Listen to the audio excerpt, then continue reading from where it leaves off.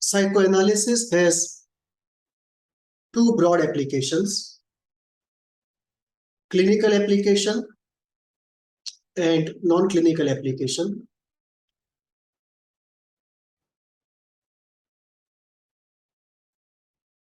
One of the areas of non-clinical application is the broad area of art.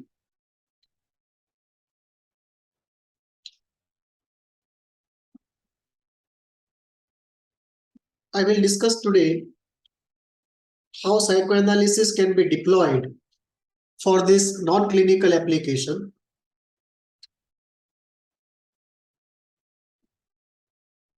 In our first session, we said psychoanalysis in the zone of the mind is like a mother science. Just as physics is the mother science in the zone of matter, energy, and force, and biology is a mother science in the zone of life. Similarly, psychoanalysis claims, and many believe also, obviously some don't, that psychoanalysis is a mother science in the zone of the mind. If that be so, then it should be applied, or it would have the capability to be applied to the whole of humanities, arts, and social sciences. This movement from the micro to the macro is neither easy nor very pervasively done.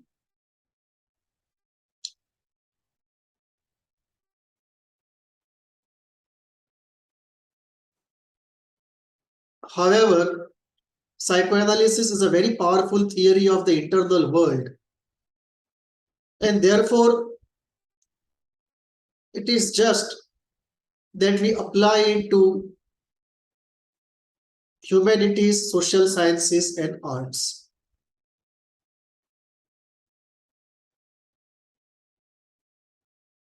Today in our session,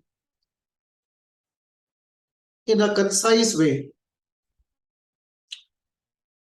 I will give an overview of how psychoanalysis can be deployed for non-clinical purposes, and I will do so by applying psychoanalysis to one entity each in the area of film, poetry, literature, mythology, and painting.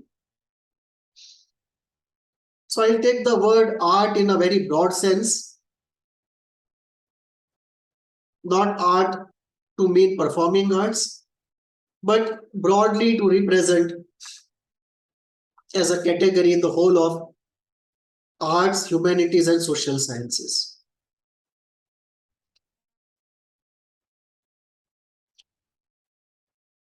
This is the meaning of arts that we grew up with.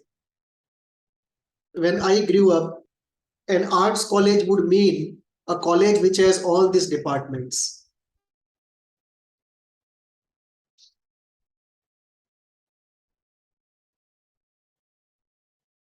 Sigmund Freud once said, there is no place in the psyche where the artist has not been before the psychoanalyst. And this is true. Arts is an exploration of human consciousness. What it does is, it describes the macro state without going into scientific explanations. Arts, therefore, is like a data bank for psychoanalysis to find raw data which can be put into the machine of psychoanalysis to process, and the output is insights into human nature.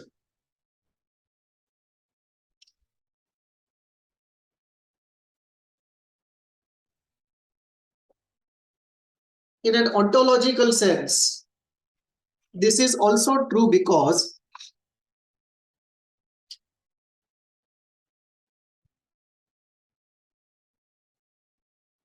God has made us in a way, or nature has made us in a way, or we got made in a way, whatever standpoint you take.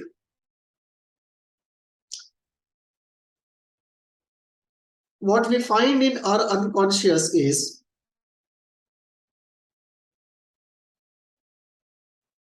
the unconscious is a surrealist. There is a hardwired element of the surreal in our unconscious. Our hardware is such that we find in our unconscious, one, the surreal, two, the melodrama, and three, the dramatist. All the three are in our unconscious. What is absent there, or partially absent there, or weak there, is reality. No wonder we have to work so hard for reality acceptance, which is contrary to the default nature of the unconscious. Freud therefore posited one of the goals of psychoanalysis is where it is, there ego shall be.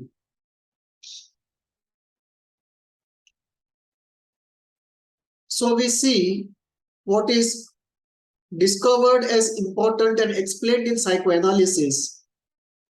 Centuries before that, the same phenomena was expressed in arts, in the form of a painting, in the form of a poetry, in the form of a novel, or in today's context, in the form of a movie or a TV serial. Or to put in a more contemporary context, even in case of computer games. So the psychoanalyst follows the artist, but the psychoanalyst goes to the roots of the experience, doesn't stop at living it. And that is where the emphasis differs. The artist is more interested in exploration and living. The psychoanalyst analyst is more interested in the root analysis and the cure. But the experience for both of them remains as a descriptive fact of the inner world.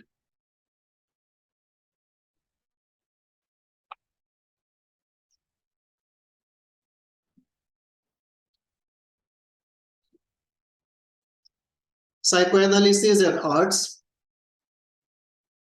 Psychoanalysis has two broad applications, clinical application and non-clinical application. Clinical application is in the areas well known. Clinical application for psychotherapy, clinical application for psychological testing. Many of the psychological tests are based upon theories of psychoanalysis. Take, for example, MBTI, based upon the Jungian theory. Take thematic apperception test, Rorschach test, children apperception test. Any kind of projective testing essentially uses psychoanalysis in one way or the other. In therapy, we can look at many ways of doing psychoanalytic psychotherapy. A Freudian way, Jungian way, Winnicottian way, even ISTDP, which is based upon psychoanalysis, though with a different technique.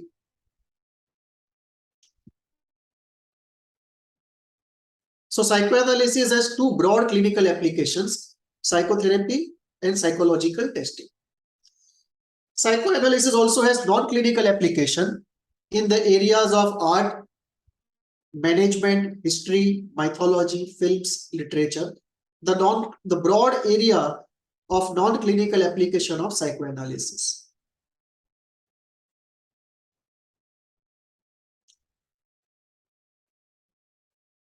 If we look at psychoanalysis and art, And I have included mythology here, taken a little liberty with the definition of the word art.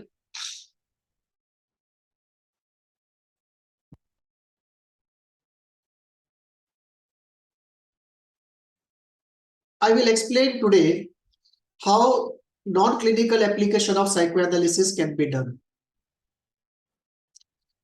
Till today, we have seen many sessions how clinical application of psychoanalysis is deployed.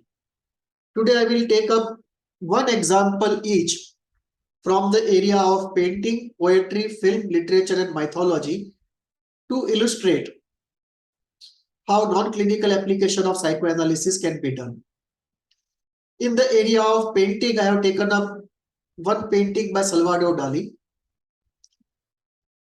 In the area of poetry, I have taken up poetry written by Shailendra. It's also a Bollywood song of, I think, 60s, maybe even 50s, but in that time period. One Hindi Bollywood movie, Chalet, I have taken up. In the area of literature, I have taken up the series of novels of Sherlock Holmes, written by Arthur Conan Doyle. In the area of mythology, I have taken up the myth of Sisyphus as articulated by Albert Camus. So,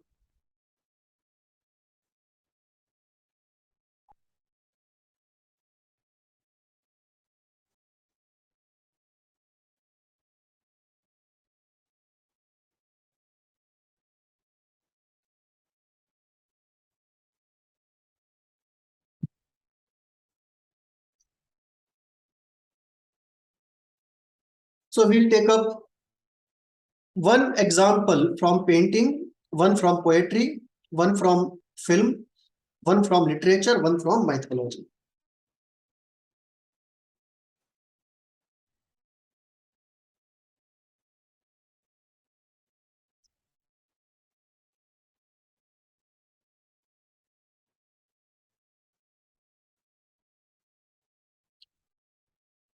A few roundabout points before we go to the center of it. When we deploy psychoanalysis for analysis of arts, or for that matter, analysis of anything in humanities and social sciences, there are many ways of deploying psychoanalysis. One is to analyze the mind of the creator from the creation. So take up a painting and go into the unconscious mind of the painter. Take up a poetry, go into the unconscious mind of the poet. And obviously, in the unconscious mind, we will find a very heavy presence and effect of both the constitution and early life experience. Second approach is not to involve oneself so much in the mind of the creator, but treat the creation as an independent text. So once a creation is made, treat it as an independent entity, forget the creator. And if this was an independent entity, then how would you psychoanalyze it? Second way of doing psychoanalysis of any entity in the areas of art, humanities, social sciences.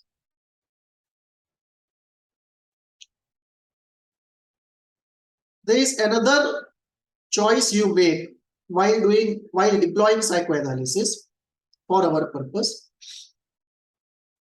You can do psychoanalysis of a work of art using any one school of psychoanalysis, maybe Freudian school, Kleinian school, Jungian school. If you take up one painting and you apply the Freudian school, you will get a different psychoanalytic interpretation. If you apply a Kleinian school, you will get a second psychoanalytic interpretation. Jungian school, third psychoanalytic interpretation. So the same painting will have three parallel competing psychoanalytic interpretations, each from one school. So you can take up one school and do psychoanalytic interpretation, or you can take three schools and do three independent interpretations, or you can combine the school and create one consolidated psychoanalytic interpretation. So there are three different ways of doing it: one school, many parallel schools, and consolidation of more than one school. And whatever approach you take here, you can choose one from here. So you choose one approach from either of the two and one out of either of the three. So all the permutations and combinations exist of how you can deploy psychoanalysis for non-clinical purposes in the area of art analysis. What we will do is to look at creation as an independent text and partly take up going into the mind of the creator. So we will do a combo here and we will do a combo here so that you get a taste of everything.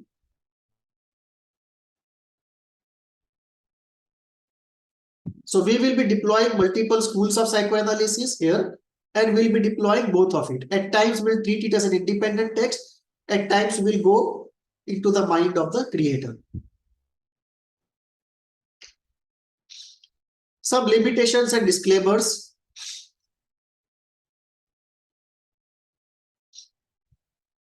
When we go into the mind of the creator, our knowledge of the creator is limited. And unless we have substantial autobiographical knowledge of the creator, we can't really do justice to going into the mind, unconscious mind of the creator. However, we do it with inadequate knowledge, and we also don't have much knowledge about the context of the creation. What was the context in which the creator was operating? Unless we do a deep study, focused study, we can't know both of them. And most of the times we do psychoanalytic interpretation with limited knowledge of the two. So these are two limitations. Third limitation is often market forces dictate that certain elements should be present or not present in art. Suppose you are making a movie and during that time audience wants movies based upon humor, then you will have to insert humor because that is what sells. So the market force also dictates how the creation gets made. And therefore, everything is not flowing from the unconscious mind of the creator. Market also has an impact on the creation. Similarly, social forces and government policies, they also have an impact on what can be included, what cannot be included. Lastly, we have to be careful about over-analysis. We should not see psychoanalysis where none exists. There is a famous story of an Indian film director who created an award-winning film titled The Song of the Road. And in that film, there was a stone which was coming often in the frame. Somebody in film studies took it up and did a PhD, I am told. Story is unverified, but on somebody's telling what I was told, I retell. Take it as a joke, if not as a fact. So somebody in film studies department took it up for a subject of PhD and he did his thesis on the significance of the stone in the Song of the Road. PhD was over, he got into academia, started teaching. Some years passed, and when the director got old, he gave some interviews. And one of the questions in the interview was, what is the significance of the stone in the Song of the Road? And he said there is no significance. I asked municipality to remove it. They did not listen to me. I got fed up of it and I just shot the film the way it was. So we should not see psychoanalysis where it's not there. And therefore, there is always a danger of over-analysis when we do non-clinical application of psychoanalysis.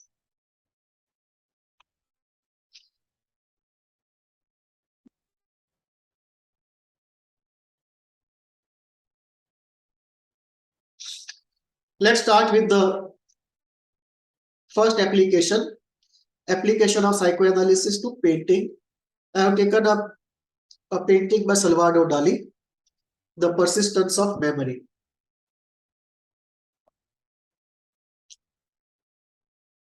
So let us apply psychoanalysis to see in visual symbolism what is being communicated from the unconscious.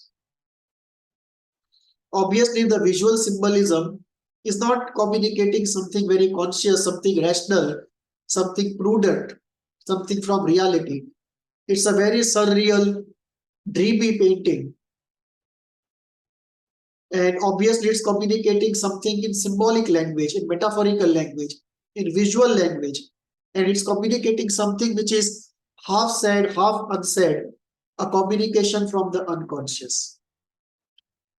So it's almost like you have painted a dream on the canvas.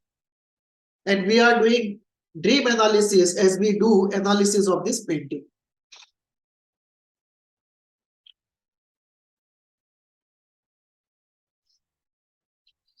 So the first element that comes to our notice is we are almost looking like, it almost looks like a landscape, but a dreamy landscape. I would call it a dreamscape. And this painting gives us an idea about the landscape as it exists in the unconscious mind of Salvador Dali. So this is the landscape existing. This is a snapshot of one part of the unconscious mind of Salvador Dali.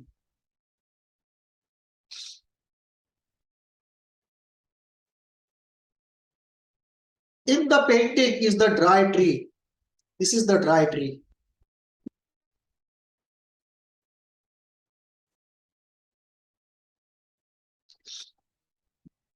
The dry tree has no greenery, no leaves, no life, no happiness, no wetness of feeling. It's a dry, sad tree. And this represents Salvador Dali himself. One important part of Salvador Dali, which has gone dry, without greenery, without emotional wetness. So there is a part of Salvador Dali which has gone completely dry. One part of his life completely leafless, completely dry.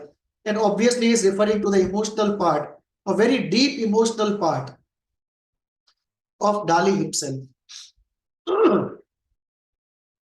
And the clocks are very important. The clocks are warped and they all show a particular time between 5 and 6. It is yet to be 6. And it is at that point that the traumatic event probably would have occurred. Things have frozen, and ever since this time, between 5 and 6, that the tree has gone dry. One part of Salvador Dali has gone dry.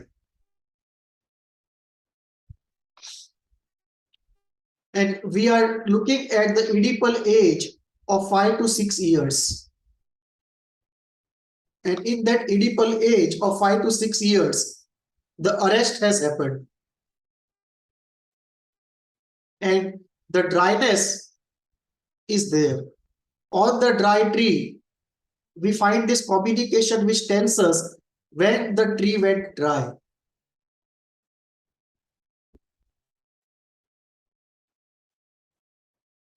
And the time also is frozen in the sense that particular part of traumatic memory is not seeing any change. It is frozen as it is. It is not self-eroding. It is not self-healing. It is frozen as it is in its traumatic condition.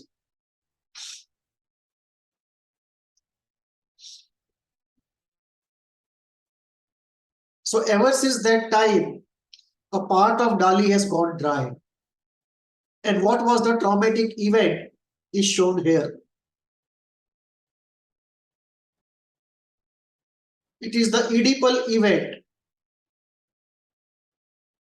where we see the Oedipal object, the feminine Oedipal object here, and the masculine object on top of it,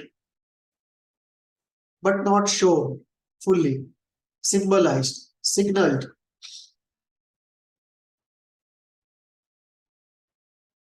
So we see here the Oedipal position, a Oedipal event. And it was in that Oedipal event that the time froze, that traumatic thing happened.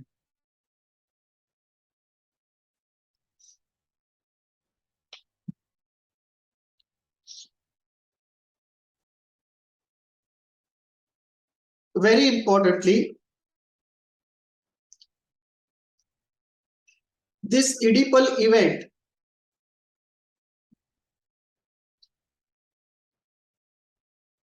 also informs this desk. The dry tree is in the desk, the professional life of Dali. But the professional life of Dali is also informed by this dryness and by this traumatic arrest.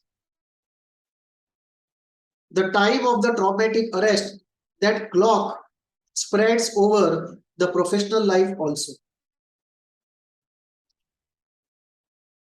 So Dali's personal and professional life both are heavily informed by this traumatic event. And the Oedipal object, the feminine Oedipal object, is seen as very weak, very submissive, a helpless Oedipal object.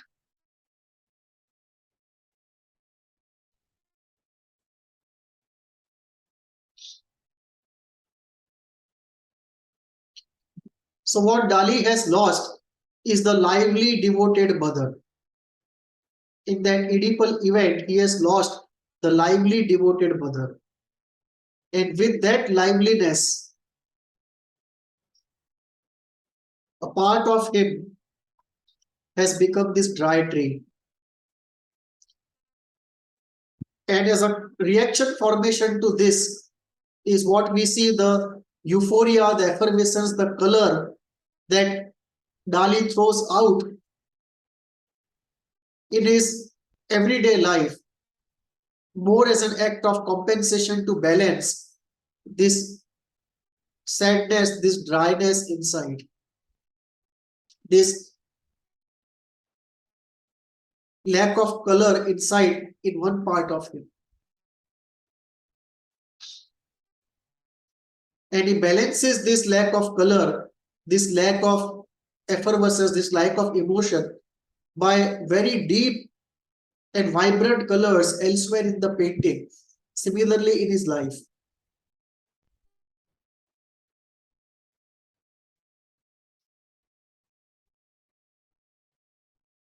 Art is coming from there.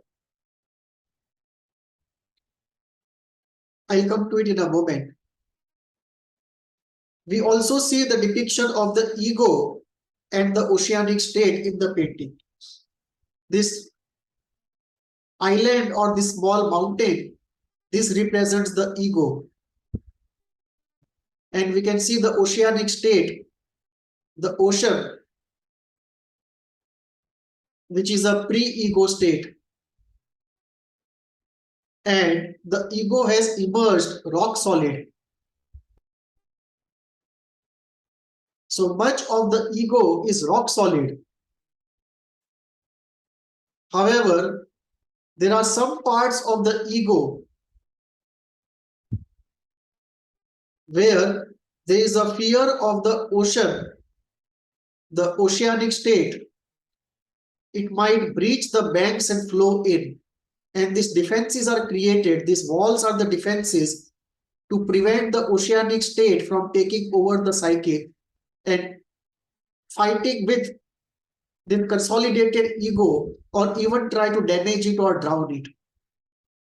There can be a breach in the wall, and this breach is to be prevented because there is some part of the psyche where the breach can happen. The oceanic part flows in, but it is held in check by these walls of the ego. So the ego is in two parts. One, a consolidated island kind of consolidation, and second, a locational wall that prevents the oceanic state from breaching into the psyche. And obviously, unless you have the access to the oceanic state, you can't do the kind of art that Dali does. You really have to deactivate the ego, what Winnicott would call unorganizing, not disorganizing, but unorganized, and access that oceanic state for creativity. So there is a delicate engagement with the oceanic state in one part of the psyche, which allows this creativity to happen, while the sanity, the health, and the reality orientation comes from this part of the ego. Just as you have the dryness here, we also see the vibrant color. And there are two vibrant colors. One, a very deep red color, mahogany color, the polished wood brown, and the deep red here, which are very mature colors. Tell us, Dali has internalized a very deep and mature father figure. And his own constitution is a very colorful constitution with a lot of femininity. And that comes out in this vibrant orange color. The cheerfulness, the colorfulness of Dali, what he constitutionally is, this golden brown of the ego, vibrant golden of the ego, these are Dali's colors. How constitutionally he is. And what he has internalized is a very deep, stable, solid, but a very deep and mature paternal father figure. Whereas in constitution, he has a very high degree of femininity, which comes out in the creativity and in the colors. Now, this delicate engagement with the oceanic state is also the state from where Dali's creativity comes out. So we look at the delicately balanced oceanic state, a solid ego somewhere, and the arrest of the Oedipus, and the pain of the Oedipus that has made Dali go dry in one part of himself, which he compensates by the color of art in his life. So the art is coming from that space there, the space which is partly Oedipal and partly pre-Oedipal oceanic state. So the pre-Oedipal oceanic state and the creativity of that pre-Oedipal oceanic state, and the Oedipal trauma and the creativity that is associated with this Oedipal trauma. It is the space, that creative matrix from which Dali's art is coming out. The safe embankment creation. This is the safe embankment creation. That part of the ego which is engaging with the oceanic state in a delicate way for creativity. This hard part of the ego is maintaining a solidity, maintaining health, maintaining reality. But the real entry into the surreal, the real saying goodbye to the ordinary state of an ordinary person and going into a productive psychotic state, so to say. That happens here, where there is a thin embankment that separates the solidity and the health of the psyche from the oceanic state. And the psyche is able to creatively engage with the no walls, no holds oceanic state for radical creativity.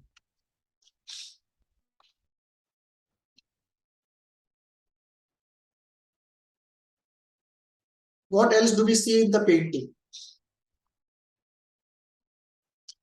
We see there is ocean and the only drinking water is in this water pouch, the water of life. That good object is inside by which Dali can live.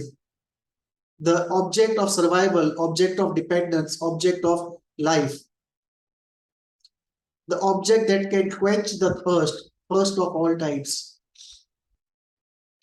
And there are bad objects trying to attack and devour the good object which is protected by this jar.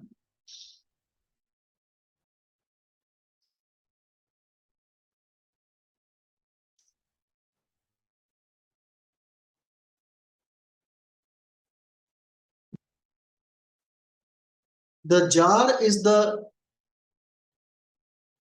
positive outcome of the wall of the split. Between the good and the bad object is the wall of the split. Usually we talk of only the split. We don't talk of what keeps the split open. Can there be an ego investment in keeping the split open?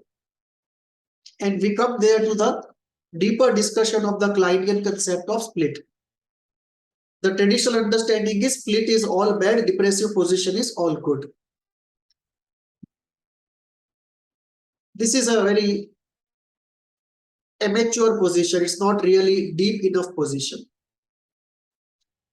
Deeper analysis of split tells us there is a split about the understanding of the split itself. There can be split which is good and split which is not good.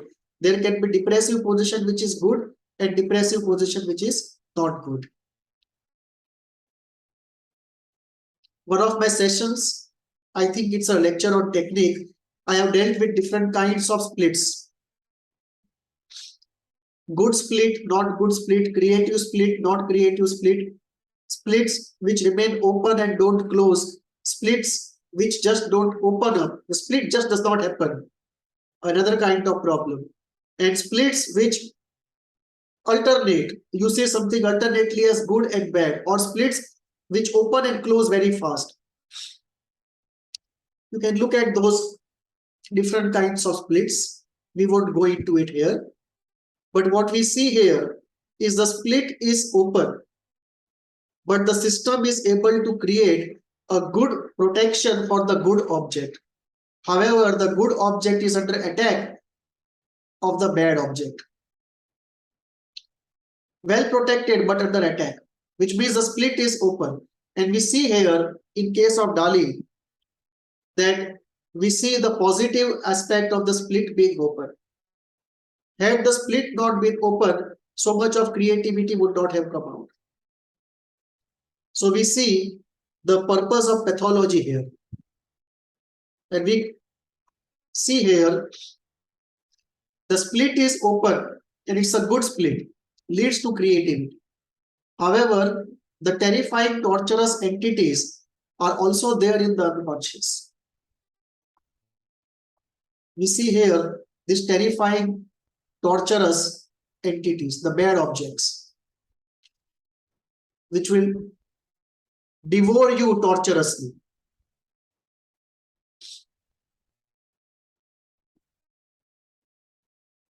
There is, of course, an anger towards the self, an anger towards the mother because of the Oedipal defeat, Oedipal betrayal, Oedipal pain, Oedipal guilt, Oedipal shame.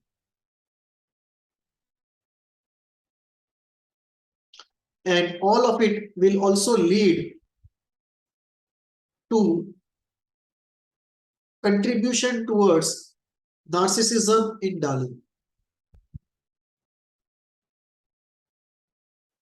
The defeat, the pain, the anger, the shame,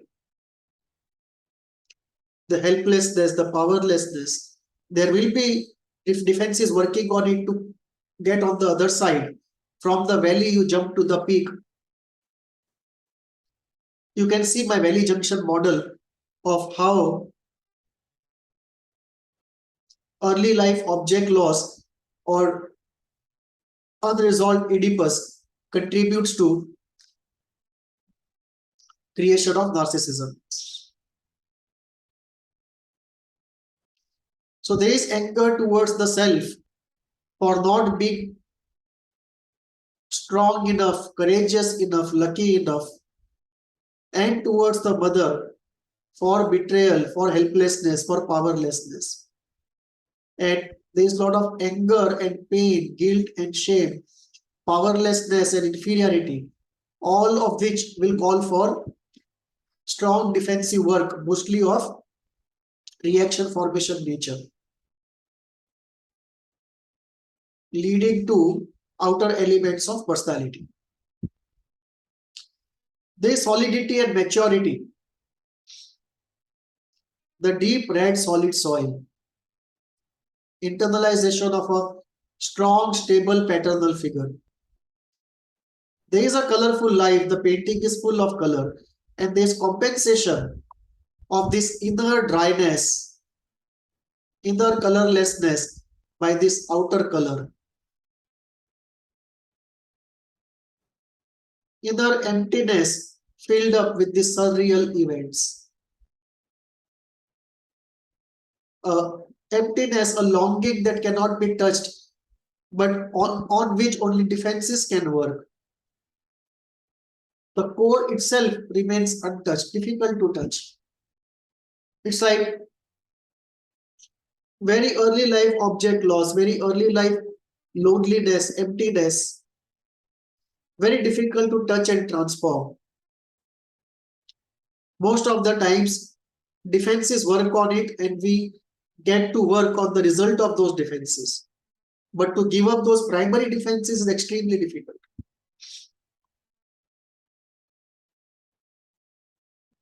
However, on the whole, what we see is despite all of it, Dali is full of positivity, hope, color, cheerfulness. And this is how he says, good morning.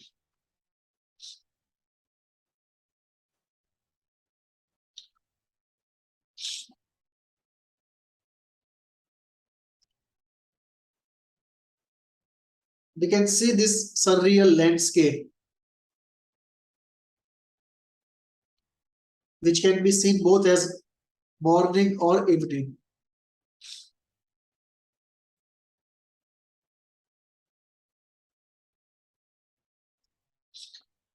And Dali names it poignantly as the persistence of memory.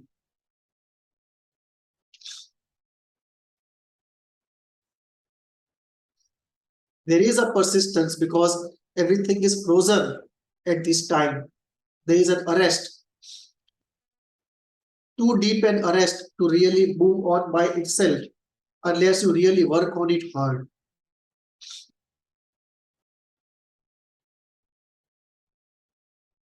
Good part is on the whole, Dali is very positive, very cheerful, very happy, very productive, very creative.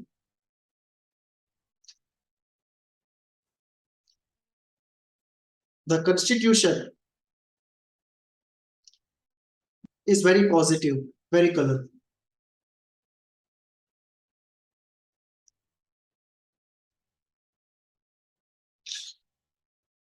So we see how we can interpret the visual symbolism in a surreal painting by Salvador Dali and make meaning out of these visual metaphors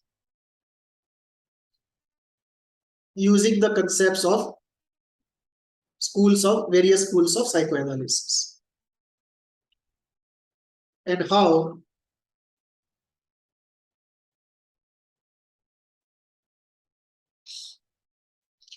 psychoanalysis can be used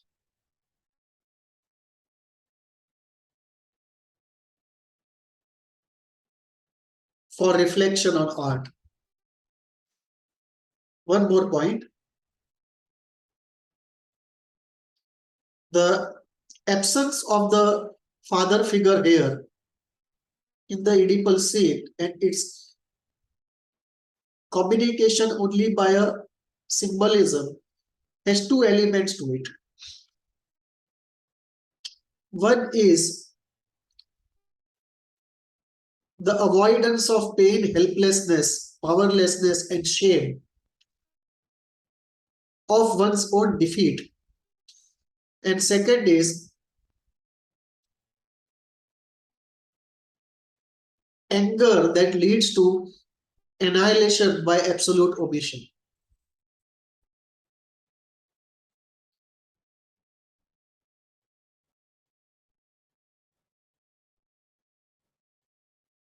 Painting like a dream has a purpose, and the purpose of this painting for Dali as a person would be to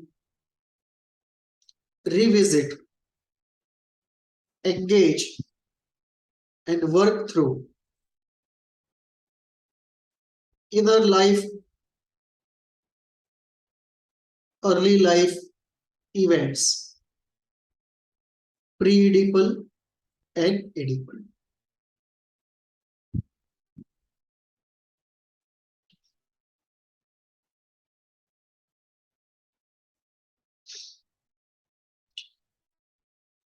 Dream analysis, we say, has three purposes.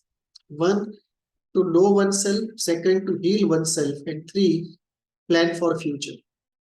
And this painting, like any dream, also has the three purposes: know oneself, heal oneself, plan the future.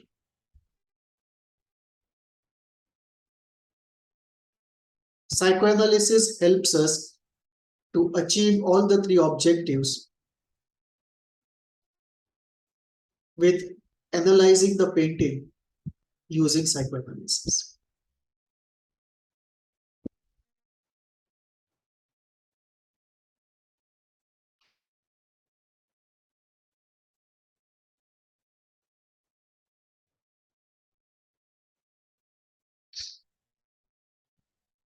With this, we complete the first element. If you have any questions, let me know.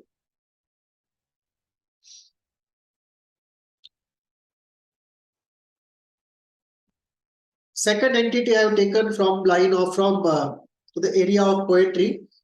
It's a Hindi poetry by poet Shailendra, a very popular song, 50s, 60s, Hindi song. And we can apply psychoanalysis and see what it has to say. The first is,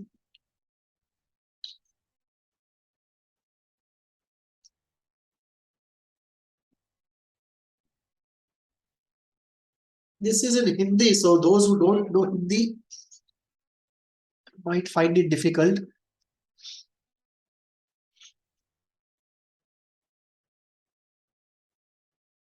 The song is Ye Raat Bhigi Bhigi.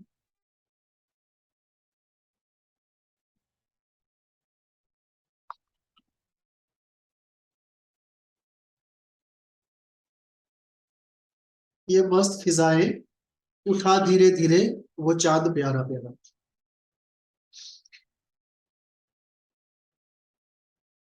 क्यों आग सी लगा के गुमसुम है चांदनी, सोने भी नहीं देता मौसम का ये इशारा.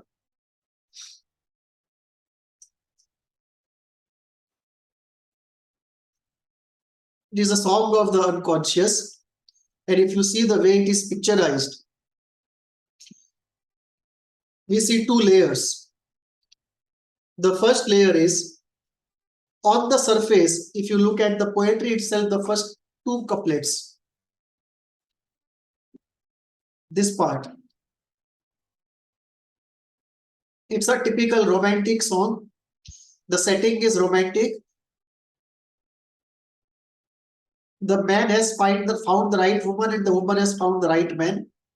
Both of them have found their good objects, compatible objects, and both of them are very happy.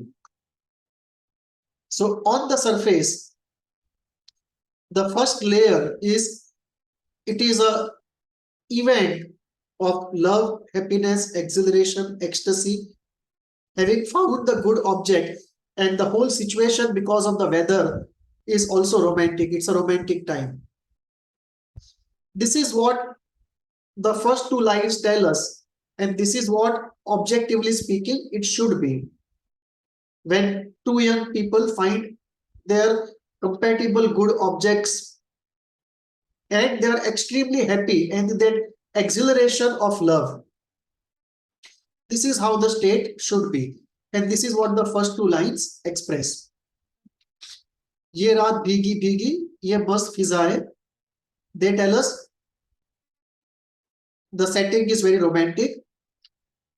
उठा धीरे धीरे वो चांद प्यारा प्यारा. So the first two lines tell us it's a very romantic setting and it's everything is just right for love. This is what the man says, and this is sung by the lady, and she says, क्यों आग सी लगा के गुमसुम है चांदनी, सोने भी नहीं देता मौसम का ये इशारा. This is where we would see projection, that in fact she is the one who is seducing and playing erotic, but she puts it on the moon and the weather. क्यों आग सी लगा के गुमसुम है चांदनी. In fact, she is herself the Chandani who is playing erotic and lighting up fires. But the projection happens. सोने भी नहीं देता मौसम का ये इशारा, which tells us in a euphemistic poetic way how aroused and erotic she is in a state of high erotic arousal. So the girl is far more erotically aroused than the man. However, neither of them is free from the past, because very soon in this romantic time, look at what the next couplet comes out. इठलाती हवा is TH. इठलाती हवा नीलम सा गगन, कलियों पे ये बेहोशी सी नमी, ऐसे में भी क्यों बेचैन है दिल, जीवन में न जाने क्या है कभी. They are not able to be in that moment, to be happy and feel romantic about it, or to live out that love and erotica. So this is what the couplet says. इठलाती हवा नीलम सा गगन कलियों पे बेहोशी सी नमी. Everything is right for romance, everything is in place, and yet what happens?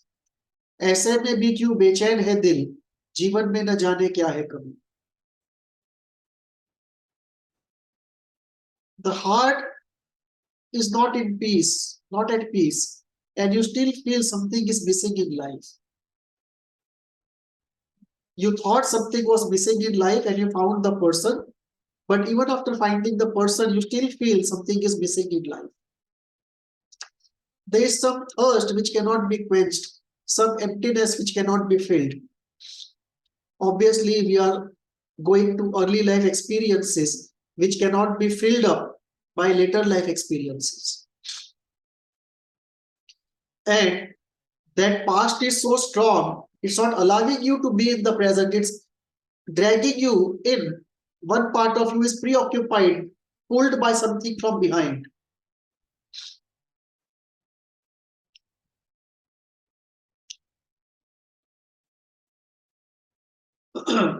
So the man here is being dragged by his past. The woman still goes on with the same erotic projection. The man again comes back to the erotic mood. There is a flip between the eros and the strange hold of the traumatic past. The eros of the present and the pathos of the past. And then the girl sings this. She says, जो दिन के उजाले में ना मिला, दिल ढूंढे ऐसे सपने को. इस रात की जग में डूबी, मैं ढूंढ रही थी अपने को. मैं ढूंढ रही हूं अपने को.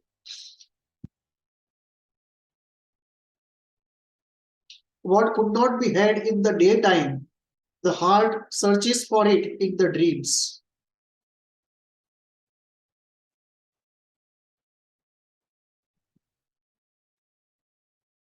Lost in this night, I am searching for myself. The self is not clear, consolidated, healthy self, not clearly linked to other components of the personality.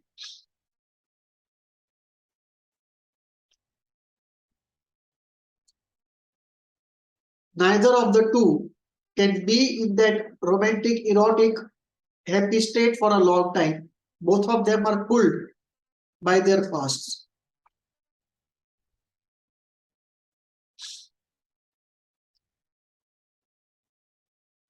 Again, there is a flip to the romantic, erotic part. The same line is repeated again. ऐसे में कहीं क्या कोई नहीं भूले से जो हमको याद करे.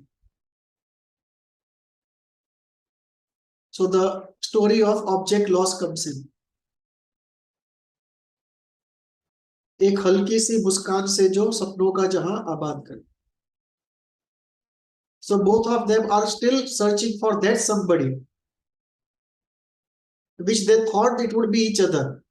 But now they realize the search is for something more, not only for a compatible object, but for that lost object of early childhood.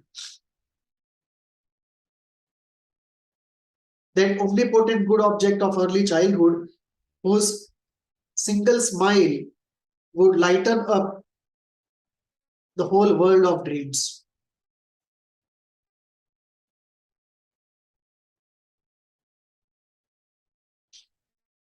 And then again they flip back to the erotic 3 lines.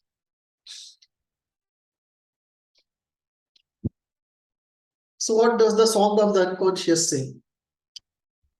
We see here both of them talk about disappointment, loneliness, and sadness, which is strongly entrenched in their unconscious. And these feelings are because of early life loss, helplessness, and a half-finished story, which they have not told even to themselves. Leave alone processing those stories and completing those stories and decathecting those stories. They haven't said, narrated their stories to themselves.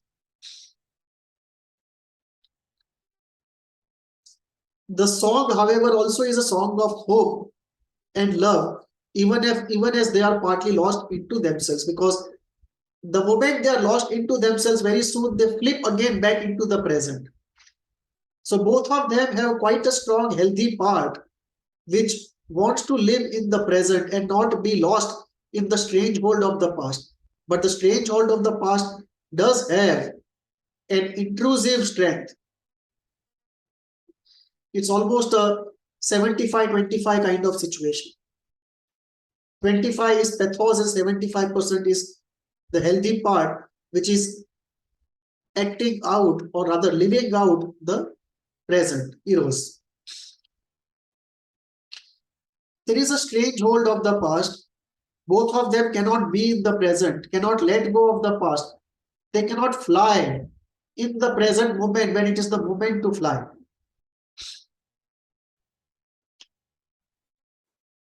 There is also a hidden fear of going crazy if you just let go of flying in the present. There is a fear of intensity of feelings and the fear that the ego may not be able to handle those feelings. And a corollary to that fear is always a fear that I might enter into a state of craziness in love, do something crazy and then regret it later for having done something crazy in that crazy state. And that's a very big holdback on most people.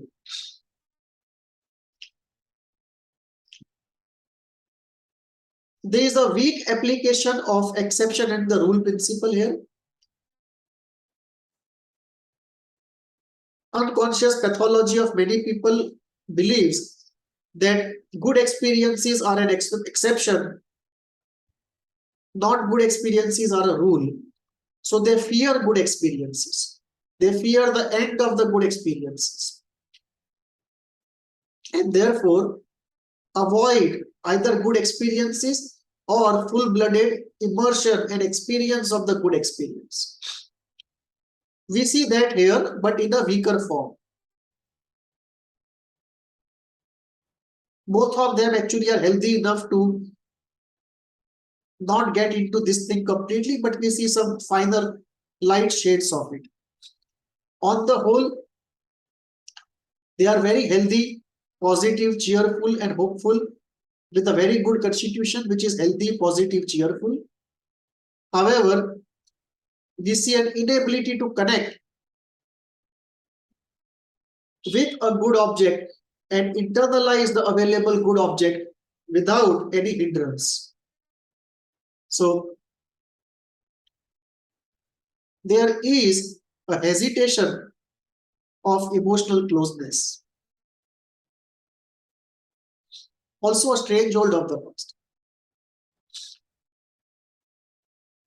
What is the unconscious story going on in the unconscious of the two people, especially the men?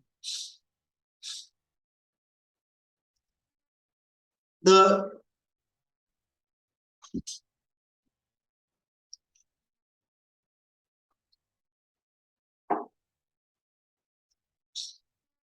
presence of love and the loving object brings back the child's sadness, anger, and a need for catharsis.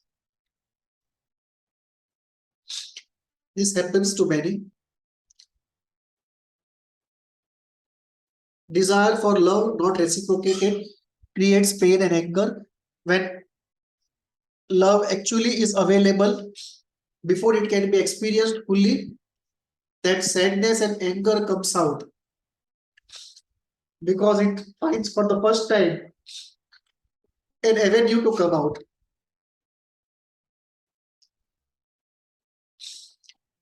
So from a man's standpoint, the presence of the love and loving object brings back the child's sadness, anger, and the need for catharsis of these difficult feelings. But this is such an unconscious phenomena, the person doesn't know about it. Even if he knows, very difficult to say it to somebody and get somebody to accept it or to collaborate.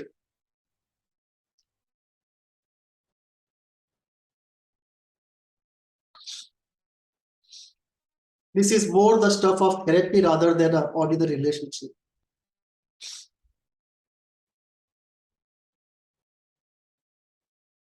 There is an unconscious fantasy to express the superficial. This is a fantasy of a child who is angry, who has lost the good object, that particularly the good mother, that when the good mother comes back, the child will show a superficial anger, superficial rejection, expect an apology, reparation, to hear that the good mother missed him, a future promise not to leave him, and an intense present state of love from the good mother. And once all of this happens, the arrest of the play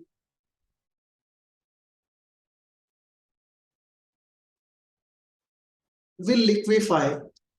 The arrest will liquefy and the play will move on. And then you can play out all the feelings and release them, let them go.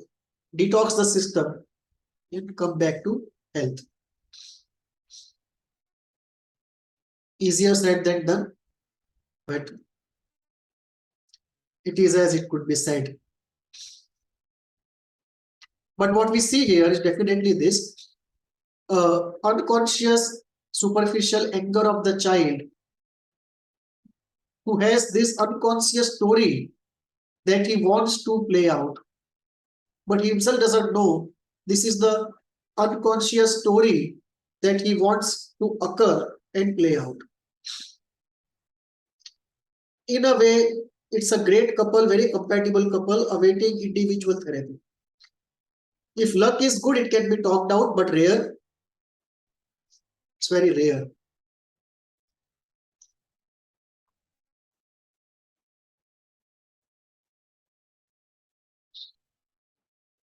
One more, it's very difficult even though to know what is going on, even more difficult to talk it out.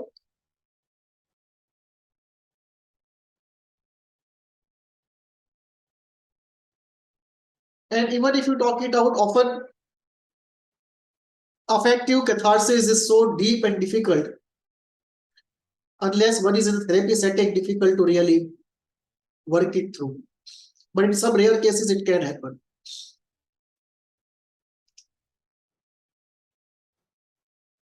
In most cases of this type, the unconscious story, the unconscious affect, they get acted out, straining the relationship, and given past experience, induce break and reinforce the tragic lessons of the past. And often there is a coming together, breaking, coming together, breaking.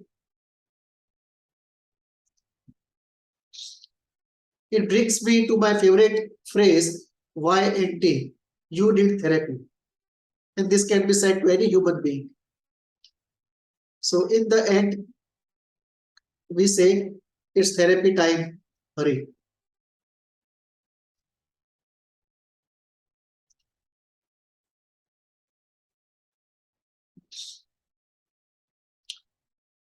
So this is the way we can apply psychoanalysis to analysis of a poetry.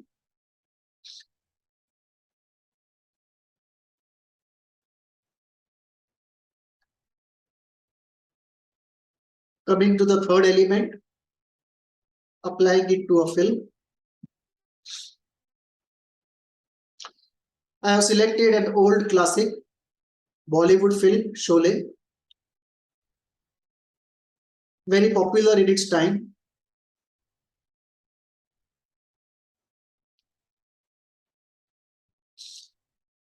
It represents a type of Indian society.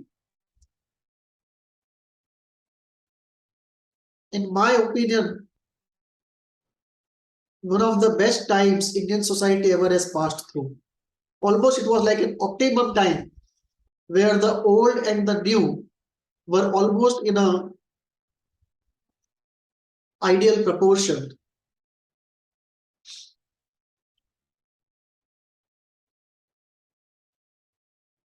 Rarely society is into such an optimum zone from a cultural standpoint.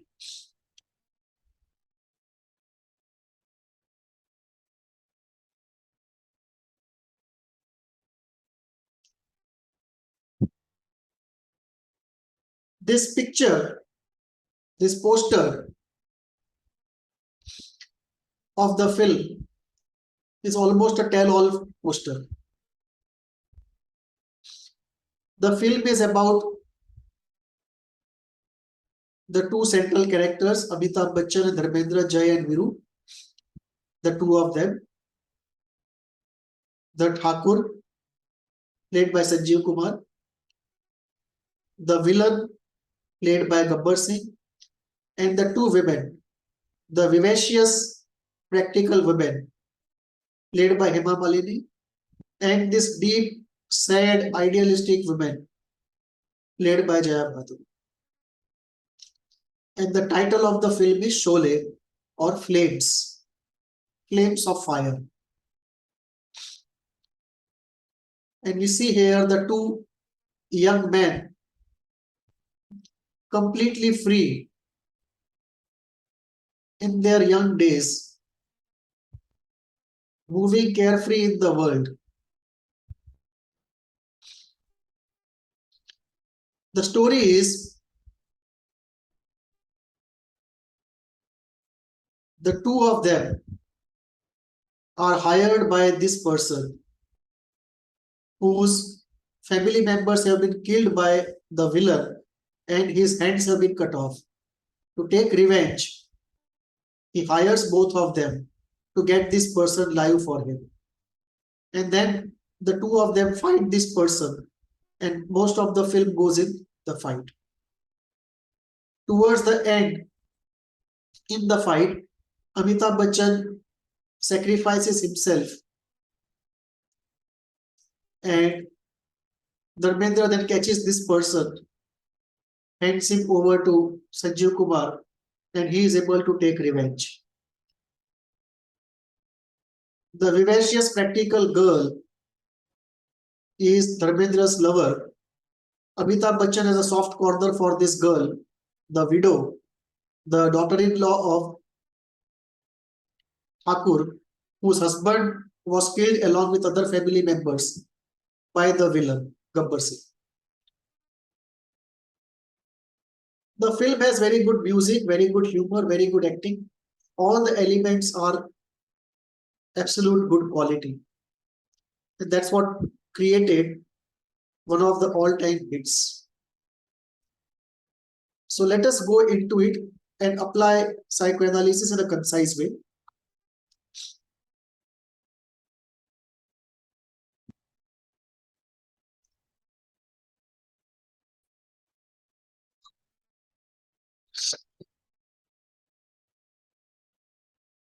First reflection on the film Chalet is it is a good film from any objective standard. Objectively, it's a good quality film. All the constituents of the film are of very good quality. Good acting, good direction, good music, good songs, good humor, good action, good dialogues, good story, good costumes, good setting, all the constituents of the film, absolutely good quality. So the film, even by objective standards, would have done very well. But we all know that movies are consumed as much unconsciously as much consciously, and more unconsciously than consciously. So in success of Sholay, there is a very large unconscious element that something in the film was communicating or satisfying in some way or addressing in some way something in the unconscious of the audience of that time.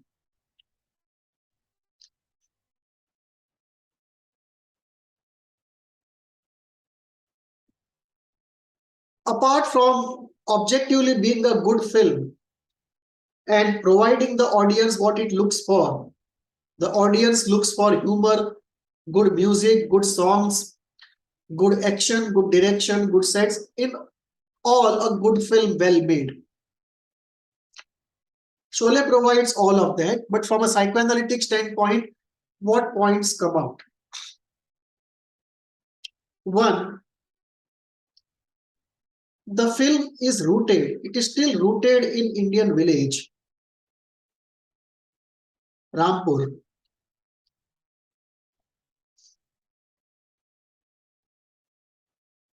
The Indian man was still rooted in the village, rooted in nature, still rooted and living among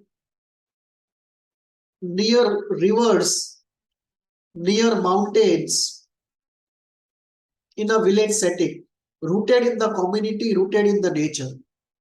And the film has a rootedness, a naturalness, and organicity to it. The villain of the film, Gabbar Singh, he lives in the mountains, very different from the villains of today who get into a pact with an extraterrestrial being, a robotic being. So the villain is not a techno villain. He is very natural, very organic, very rooted in the soil kind of villain. Almost like we used to hear about this phrase Chambal ke Daku. So this is almost like Rampur ka Daku. It's a very archetypal film. One of the reasons for its success is its very successful unconscious handling of the archetypal elements. So we have the hero archetype, which drives all the characters. Some in the positive sense, some in the negative sense, some in the restricted sense, some in the free-flowing sense. The hero archetype drives the villain on the negative side. It drives the two characters into a bohemian, gypsy kind of a free for all, carefree lifestyle of the two actors, the central characters. And we have this archetypal Thakur, who is driven by this archetypal do's and don'ts, ideals of his time. And we have this archetypal widow, who is driven by the archetypal do's and don'ts of her time. And this archetypal Ramlal, whose loyalty to the master is also a very archetypal quality. It's a very archetypal movie in a way, if you want to analyze it from that point.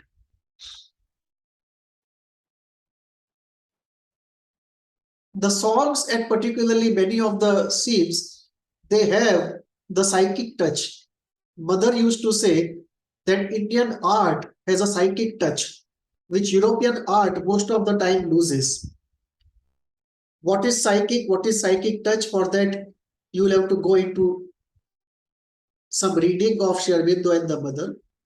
But for those who know, those who attended my previous lectures, there is a psychic touch to this, not only to the movie's music and songs, but otherwise also to many elements of the movie have a psychic touch.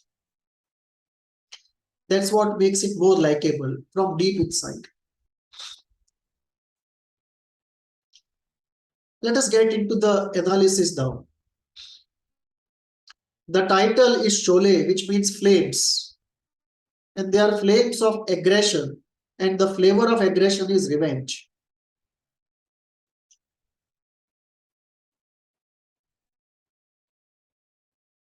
Gabbar Singh wants revenge from Thakur because Thakur caught him as a police inspector and threw him into jail. In revenge, Gabbar Singh kills family members of Thakur, and now Thakur wants revenge. So first, Gabbar Singh was burning in the flames of aggression.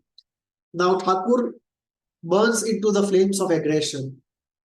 And in the end, when Dharmendra loses Amitabh Bachchan, he starts burning in the flames of revenge. And we'll go into the depth of it. Where do these flames of revenge start from? But what we realize is the flames of revenge are pervasive in the movie. All the main characters at some point burn in the flames of revenge. If we look at the two primary forces, libido and aggression, this is the movie of aggression, more and less of libido. Libido gets covered up by aggression. It makes an appearance. There is a libidinal relationship between the two friends, between Dharmendra and Hema Malini, between Amitabh Bachchan and the widow, unsaid, unexpressed, but there is a libidinal relationship. However, libido is in a minority. It's largely aggression in the movie. Aggression covers up libido. And I think that is the way early on in life a turn has been taken in the characters of the movie. In case of Gabbar Singh, also aggression covers up libido completely. In case of Amitabh Bachchan and Dharmendra, aggression covers up libido largely.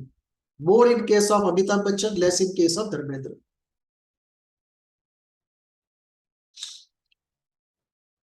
In case of Thakur, it was a very good balance till he lost his family and aggression overtook libido. So we see in Thakur's case an adult loss, a loss in the adult age created rage that would cover up libido completely. So there is a deactivation of libido and a hyperactivation of aggression that covers up libido in the adult life. Mostly we see this in early life. Till then, in case of Thakur, it was a very good balance of libido and aggression, and a very idealized aggression.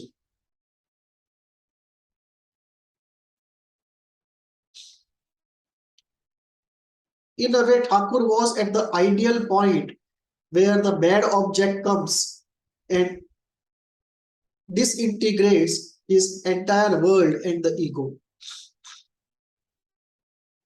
And he castrates him by cutting off his heads.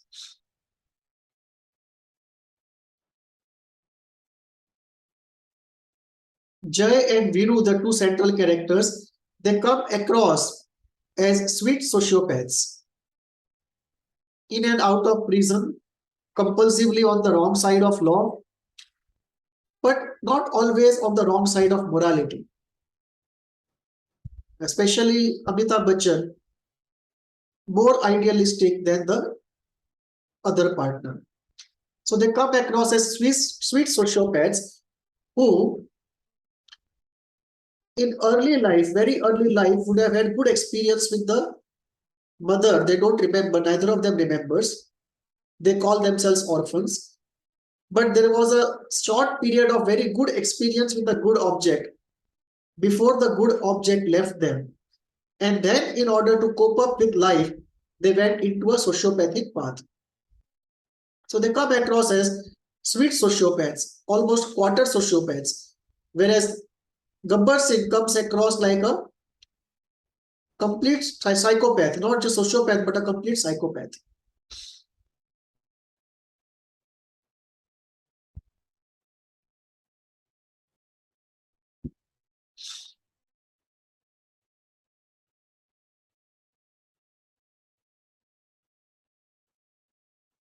And the Thakur comes across almost as an ideal man. What do we see from the characters, the way they behave and the way they choose their women? Jai and Viru, how do they behave in general and how do they choose their women?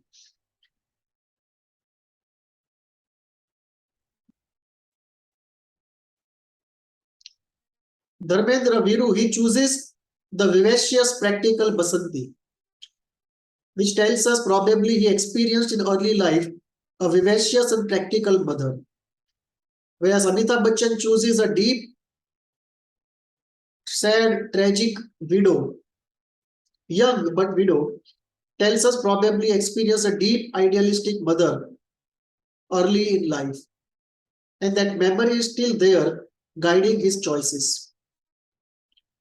Both of them, of course, have a sociopathic part to them, a mixture of pragmatism and idealism.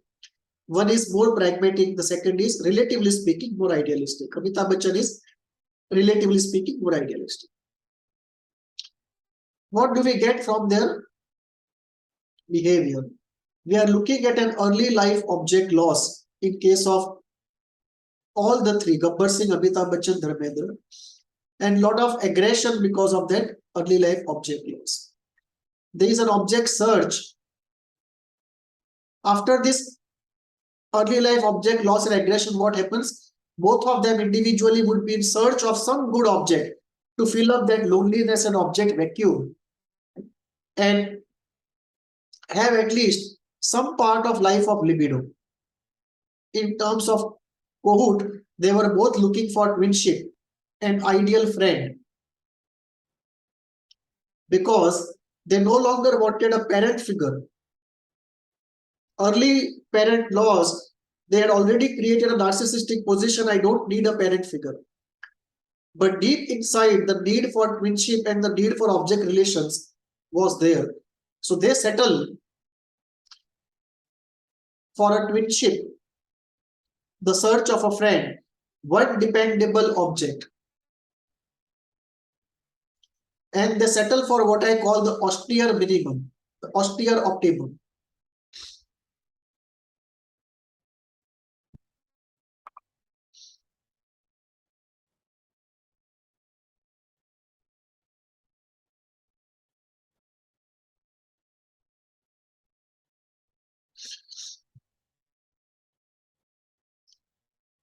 Austere optimum is a very important concept. If you have suffered an object loss, one can give various responses to object loss. One can get desperate on the histrionic line. One can give up the search and avoid the object on the avoidant line. One can create a false self-sufficiency on the narcissistic line. But in most cases, or one can create a I want it at any cost on the dependent line. But in any case, once you have suffered an early life object loss, except for the dependent and the histrionic, most other personality disorders which emerge from early life object loss develop this template that they settle for not a full emotional life, but the minimum necessary emotional life. And they get into this austere optimum. Then what is the optimum number of people they need to relate? And in the most austere sense, they calculate it.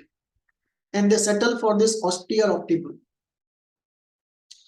And even in that austere optimum in quantitative terms, they also apply the austere optimum in the qualitative terms, where how close to get, they maintain an optimum distance. So the austere optimum is not only in quantitative sense, but also in the affective qualitative sense. And both of them have settled for an austere optimum, which has the flavor that they will have only one close object, each other, and they will relate fully in that relationship. So there is a quantitative austere optimum, but on the qualitative side, they really feel safe to really get close to each other. And in qualitative sense, we don't see much of austere optimum with each other. But in quantitative sense, we do see an austere optimum, except for each other. Given their age, they only get close to one woman. They don't have any other friends, no other relatives, not even father figures and mother figures. And Amitabh Bachchan's austere optimum is stricter, more austere than the austere optimum of Dharmendra. From a childhood standpoint, what is this revenge all about? The revenge is about destroying my paradise. It is rage at the paradise lost. So in early life, all the three, the two actors, Amitabh Bachchan, Dharmendra and Gabbar Singh, most probably had early life good experience, the bliss at the breast, the paradise, the oceanic heaven with the mother, and then lost it. And that rage at the paradise lost got deflected into various ways. Gabbar's rage took a psychopathic, sadistic turn,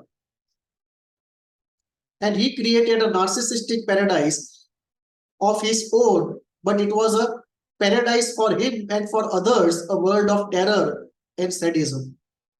So Gabbar's psychopathic, sadistic, narcissistic personality created his own paradise because the rage was at the paradise lost, and they were trying to recreate the paradise lost. And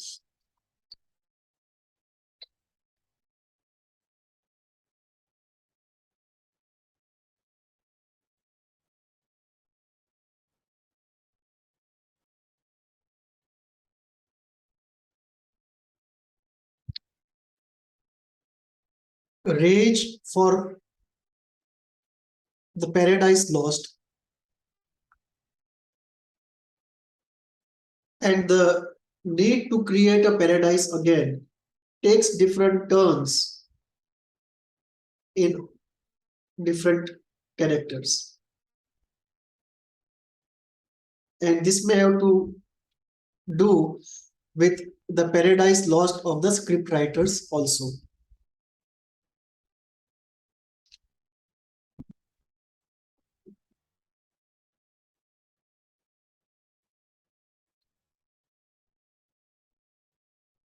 Gabbar creates his own psychopathic paradise.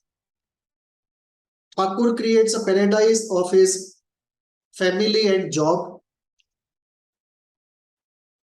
And the two friends create their own paradise. A paradise of only you and me, bliss at the breast, always in reverie, unconcerned with reality, free from all responsibilities and limitations of reality. And they have all created their own paradise, and so they lose the paradise of childhood. There is rage, and they recreate a paradise with that rage deployed in some way. However, when that new paradise also is threatened and lost, they go completely overwhelmed with rage.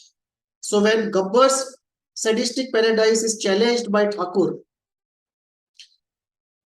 all the childhood rage and the adult rage combines together towards Thakur, and that is why he takes such sadistic revenge on innocent members of the Thakur family. Thakur's paradise is destroyed by Gabbar in revenge for Thakur destroying his paradise. And Viru's paradise is destroyed by Gabbar with the death of his only friend, and therefore he also has this rage of revenge, the flames of revenge. So we see the flames of revenge, flames of aggression, flames of rage in response to destruction of a paradise.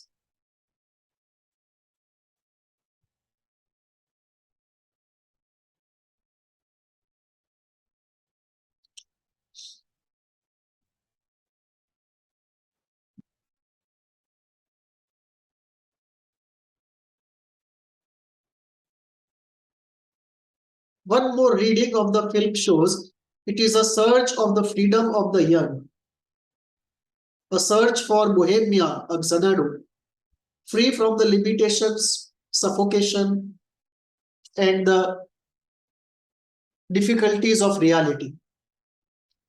Two free people on a bike roaming carefree across the country. It is also a revolt against the world and life as it is. It is a revolt against the paternal. It's revolt against the ordinary format of life, which says, grow up, do a job, get married, buy insurance, raise children, be a good slave of the system, a productive slave of the system.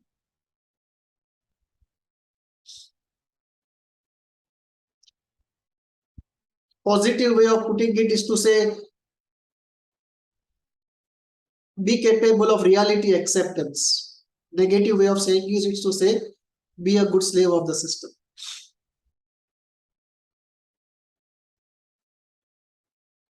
It's the quest for a life of freedom, adventure, joy, purity, and the ideal. It's a desire of ideal till death, desire of love till death. This is what the story satisfies in us, apart from many other things. It shows us it is possible to have a relationship of love till death. It's possible to have ideal till death. Wish fulfillment on these two counts, the story provides. This is at the more social level, the undertone, the subtext of the movie, the social subtext of the movie. Of course, psychoanalytic in nature, but largely a social context discourse.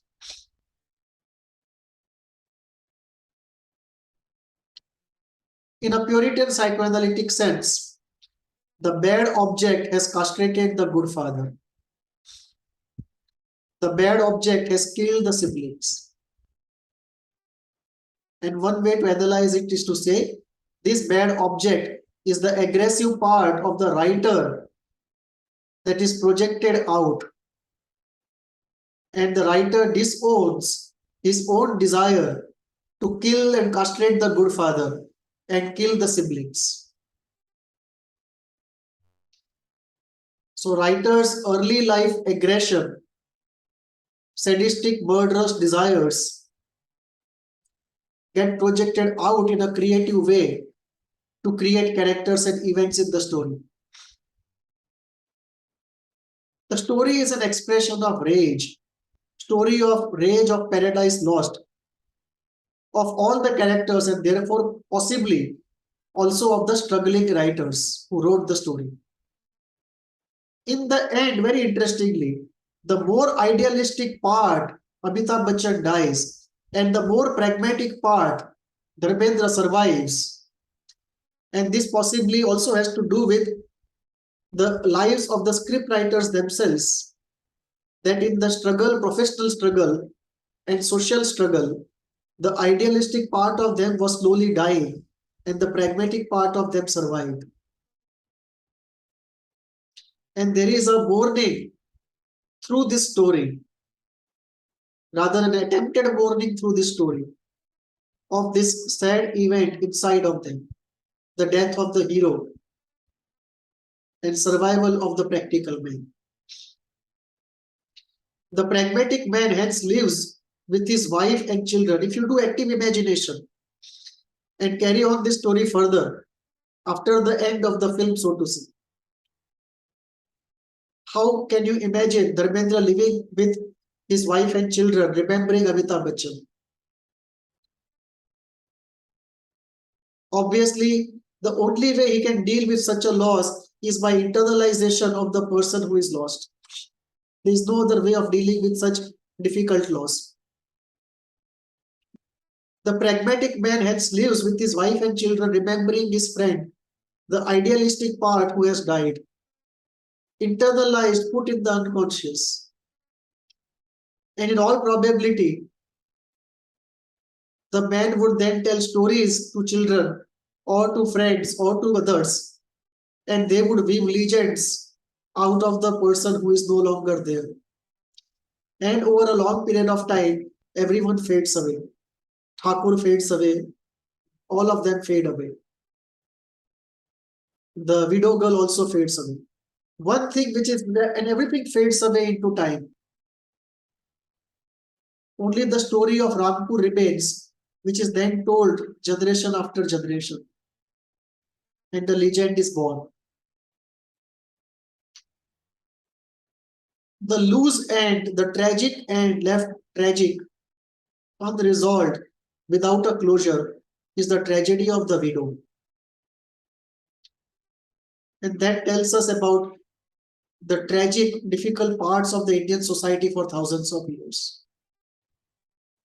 A tragedy we refuse to accept as a tragedy and therefore not engage with it or address it. And there's something deep in our unconscious why this is so. One way to analyze it, this film also to analyze from a Jungian standpoint, from a hero archetype. The hero archetype is everywhere. Drives Thakur, drives the two characters, drives Gabbar Singh, drives even Surma Bhopali for some time, drives even Asrani for some time. The hero archetype is everywhere.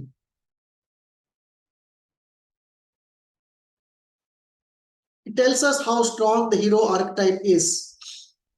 And the hero archetype is largely a combination of the drive for power and the drive for the ideal.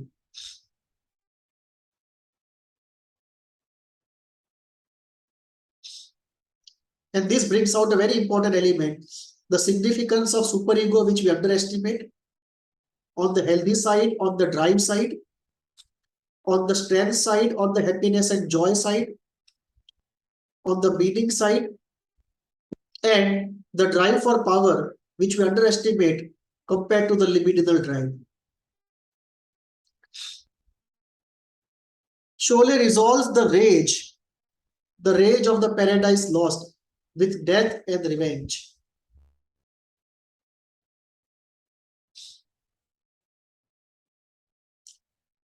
It is with the death of the other, the sacrifice of oneself, and with successful revenge, and with castration, that the rage people try to resolve. Chalet is a story of resolution of rage of loss, the loss of paradise. Paradise of early childhood. Paradise also of adult life, which connects with the paradise of early childhood.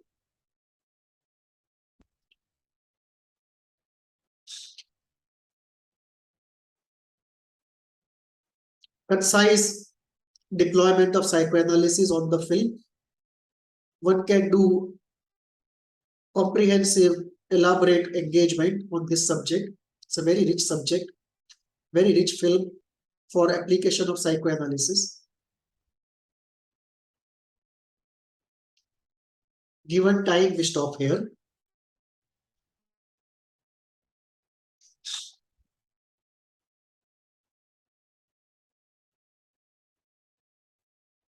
From literature, I have taken up work of Arthur Conan Doyle, a series of short stories and novels, Sherlock Holmes. First, Adventures of Sherlock Holmes, then Return of Sherlock Holmes.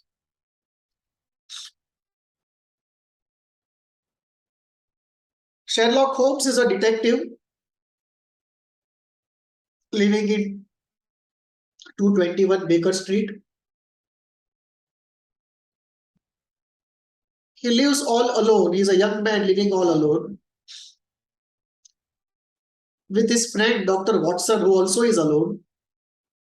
And there is a lady of the house, the Mrs. Hudson, who takes care of the house. And I think they live as paying guests in that house. Now, there are two ways of applying psychoanalysis to Sherlock Holmes. One, we can take up a story and apply psychoanalysis to that story. Each of the characters, the events, and then move into the unconscious mind and areas of psychoanalysis. That takes a long time.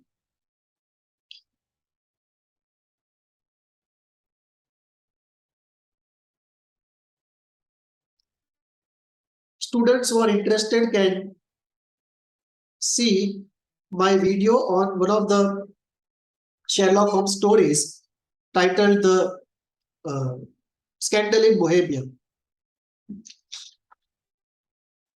And I have done psychoanalysis of Scandal of Bohemia. That will give an idea about how to apply psychoanalysis to a story. Because there are too many stories in the series, today I will only do a concise overall application to the series instead of going into any particular story. So overall, concise application gets us here.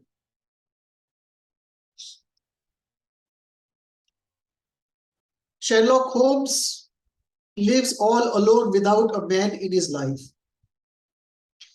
It tells us about very painful early loss of the mother, once bitten, twice shy.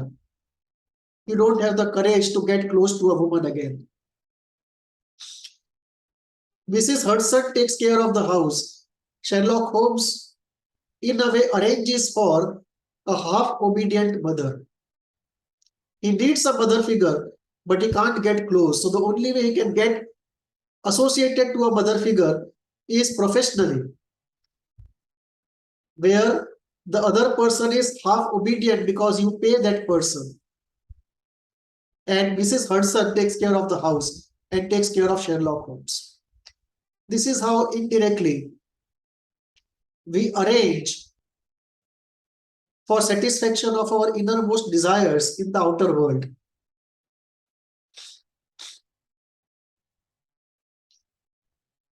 Dr. Watson is his only friend and companion. So we again see here the phenomena of austere optimum. Nobody can live alone, but how many objects can you get close to and how much close can you get to depends on how terribly you are hurt in early childhood or how happy you were in early childhood relating to human beings. Winnicott says something very important. He says, tell me what you fear and I will tell you what has happened to you. So we see here the brave Sherlock Holmes doesn't have the courage to get into emotional closeness. And we apply Winnicott's principle. Tell me what you fear and I will tell you what has happened to you.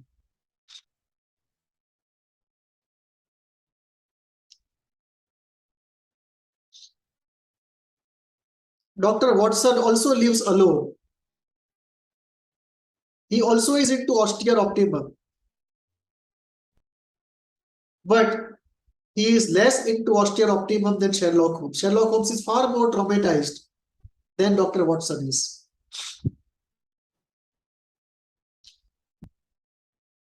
Sherlock Holmes deploys his mind on the most abstruse analysis. He won't take up ordinary cases. Tells us about his narcissism. And early life loss of the all good object would in all probability be the reason for this narcissism. He is great in his deductions, a constitutional talent. He is known for observations, attention to detail, and for deciphering motives of people and their plots. Sublimation of anal suspicion.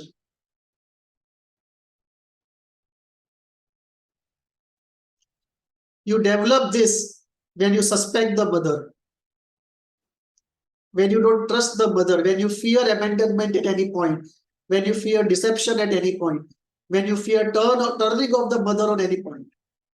But at the same time, Sherlock Holmes has a very strong superego, probably internalized from the father.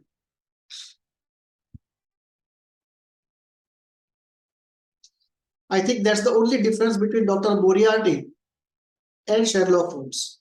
Moriarty probably internalized non-idealistic father, and Sherlock Holmes internalized an idealistic father. Each put them on the opposite sides of the spectrum. Attention to details is a very anal trait, and the suspicion comes right from the oral stage. And the two combined, it actually should be put as oral anal suspicion.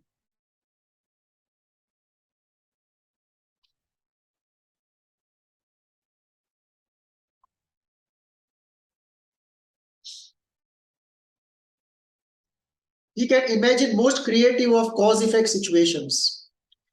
It tells us about his creativity and the feminine side of him, completely unconscious.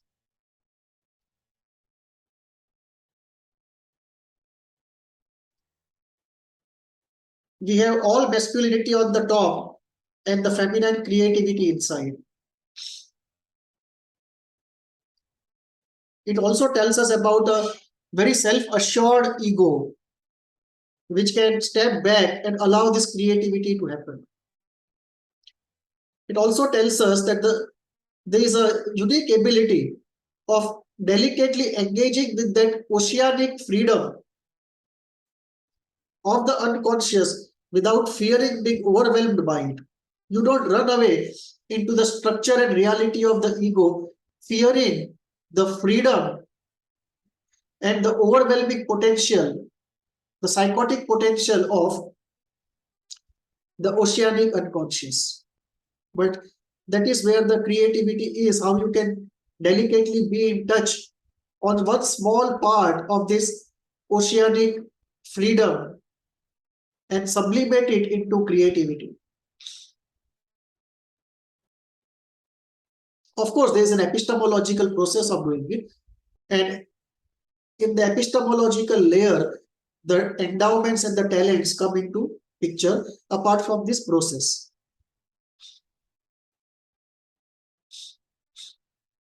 The process is also explained in terms of reparation.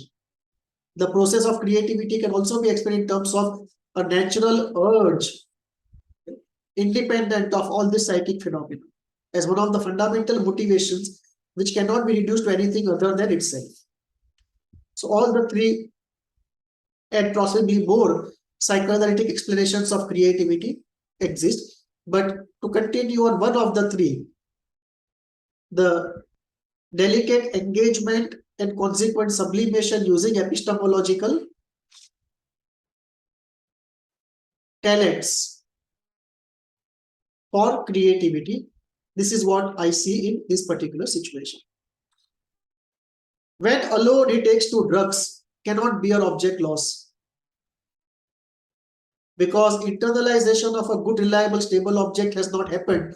The physical presence of the object is necessary, because only till the object exists, it is restored in the internal world. And when the object goes away physically, the shelf life of the semi-internalized object is not very long. And once the shelf life is over, object vacuum sets in, disintegration sets in, pain and anger sets in. And the way out is drugs. This is true for large group of those who are into addiction. Addiction due to object loss. Other reasons also are there for addiction.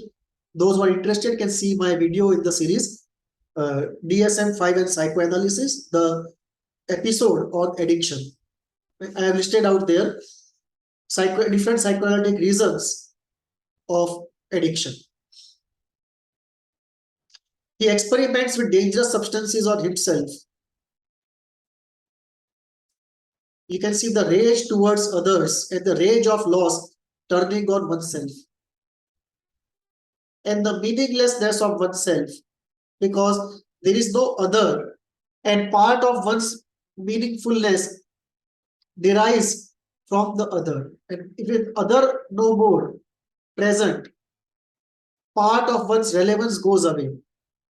One becomes more trivial. And that aids that self-triviality, assessment of oneself as trivial, coupled with the rage of loss, gets you into this situation of trying dangerous things on yourself. It's also an escape from deadness with thrill. Risk-taking behavior often is an escape from deadness. It can also be a drive for power. It can also be a libidinal drive to impress somebody, to have somebody. But it can also be an escape from deadness. Escape of deadness through thrill and risk. Through transgression also. He is extremely fond of violin and concerts.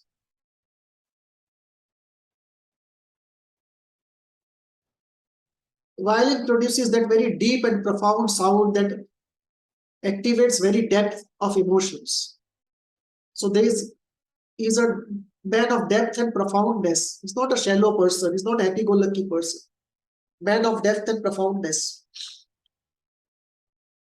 Consequently, enjoyment also is deep and profound.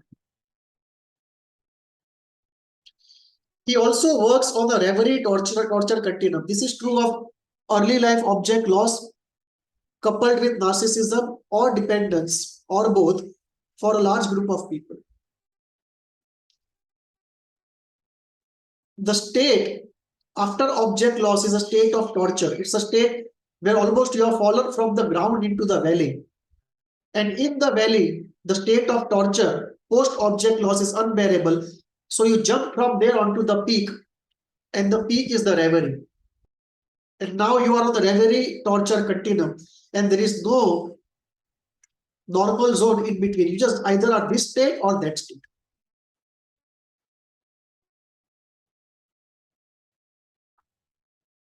It tells us about the nature of narcissism, that there is a strong, even though he comes about as a very strong phallic anal narcissist, he actually is a phallic anal oral narcissist. All the three are components are strong. Strongest is phallic part, second anal part, third oral part.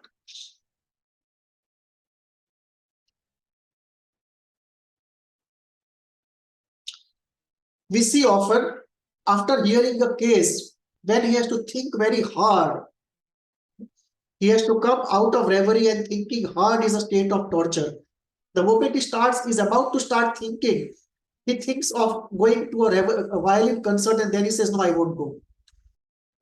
This is like when you have to move from reverie to torture.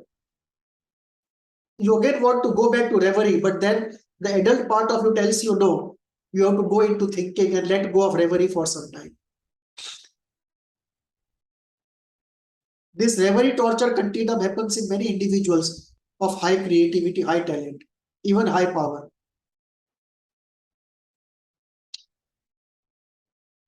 In all the stories we see, Sherlock Holmes admires only one woman, Irina Adler,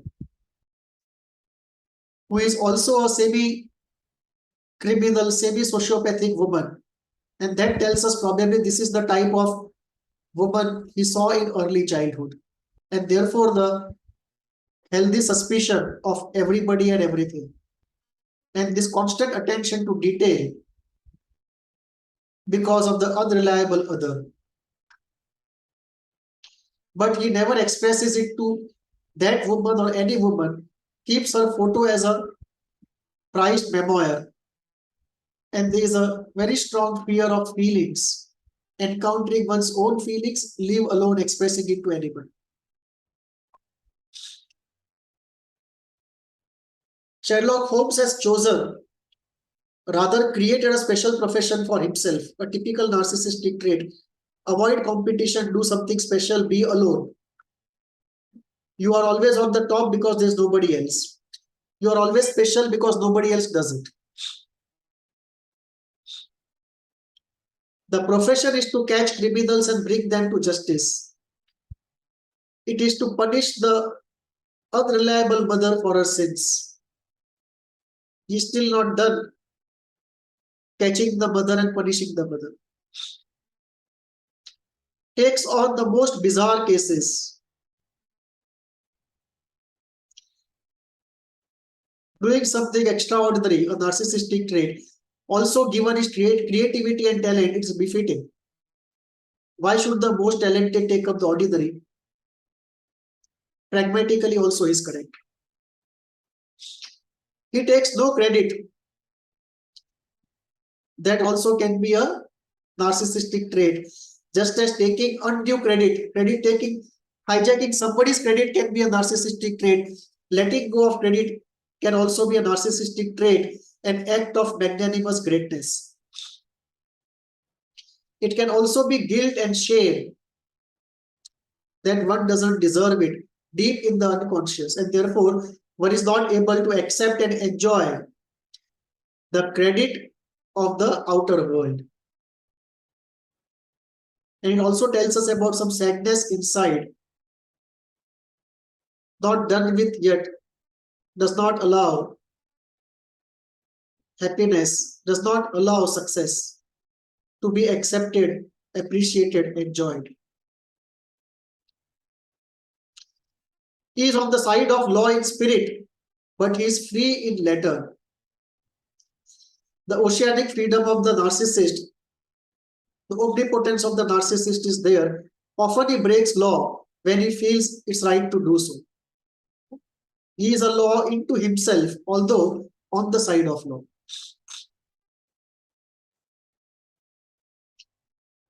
Some more important psychoanalytic points.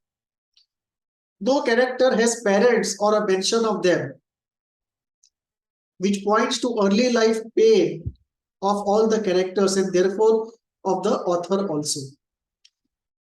It is a rage at early life parents.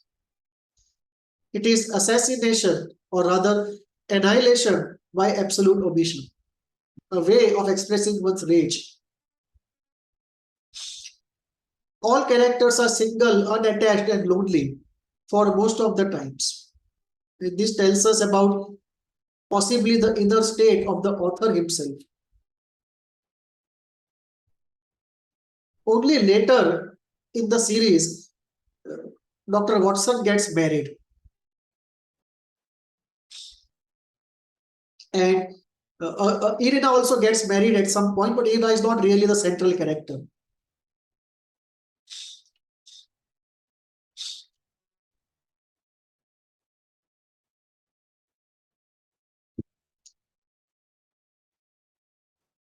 Both Irina and Watson get married, but not to the best of characters.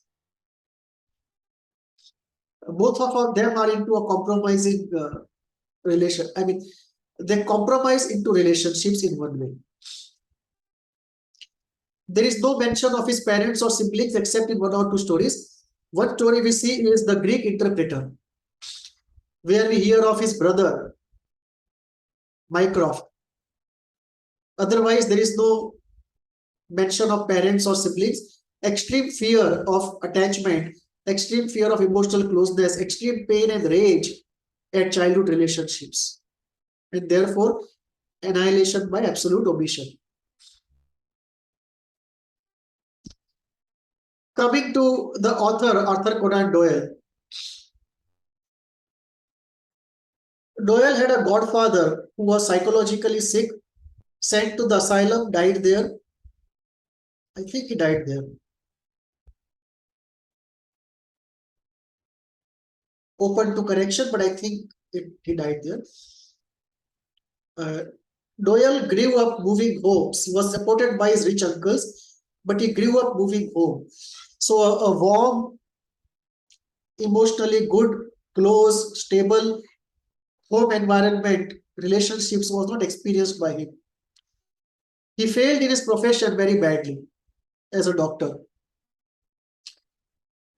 He then tried to work with a friend with whom he was deeply involved, but the relationship broke and the friend separated. And this is possibly he was trying to undo and do a wish fulfillment with Dr. Watson, that he imagined himself as a very successful Sherlock Holmes and had a very strong friend, Dr. Watson. We see here need for a friend, need for twinship, to use Cohen's words, need for a companion, very strong in Doyle. And just as in Chalet, we have here a friend pair, Dr. Watson and Sherlock Holmes. Holmes, apart from unconsciously being his own wish fulfillment for himself, and Dr. Watson is wish fulfillment for having a friend and not losing the friend that he lost and trying to undo the loss, deny that loss, have the friend back. Holmes was also modeled on a professor that Arthur Conan Doyle had, whom he idealized. So Holmes also has the elements of the ideal father and ideal self both of Arthur Conan Doyle. Arthur Conan Doyle wrote many stories of Sherlock Holmes, but at many times he wanted to stop writing Holmes stories anymore. He wanted to kill Sherlock Holmes many times. But his mother did not allow it, and people did not allow it. In fact, once he killed Sherlock Holmes, there was such uproar from the audience, from society, readers. He had to resurrect Sherlock Holmes and create a new series, Return of the Sherlock Holmes. But we see here mother liking Sherlock Holmes and the Oedipal rivalry to kill Sherlock Holmes. And there is also envy towards Sherlock Holmes. Even an imaginary character, there is an envy. Even a projection of oneself, to that there is envy. And because of that envy, there is guilt. Unconscious feelings are also there. So we see this series of stories in literature. It's a story of tragic resolution of childhood traumas, unconscious desires, unconscious pains, unconscious feelings, and creativity.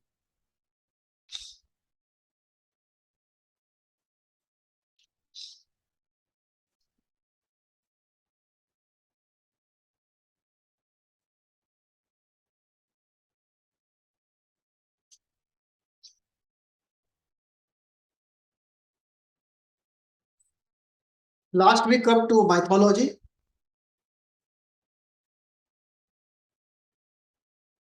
The myth of Sisyphus.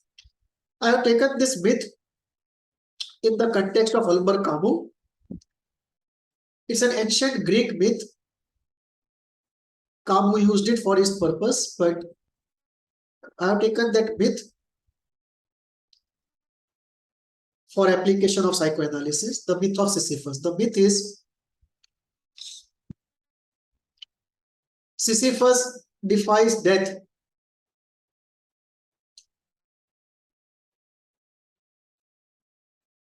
There are many versions. One version is he chains the god of death and the uh, assistants of god of death, and therefore no one dies. And then gods curse him, and the curse is he will go down to earth, and on a rocky, rough mountain, difficult mountain, he will roll up a big stone to the top across the day. In the evening, when he reaches to the top, he will let go and see it fall back to the earth below, to the bottom. Next day, he will again start. Put it up there in the evening, throw it, allow it to roll down back to its place. And this absurd, meaningful, meaningless, hard, torturous work he will keep doing till eternity.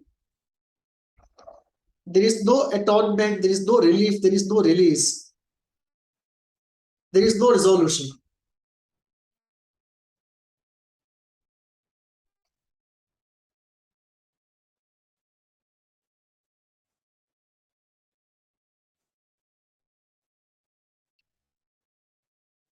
Sisyphus defies death, God's curse him to eternity. Sisyphus breaks a taboo, the omnipotent father figure castrates him and tortures him forever.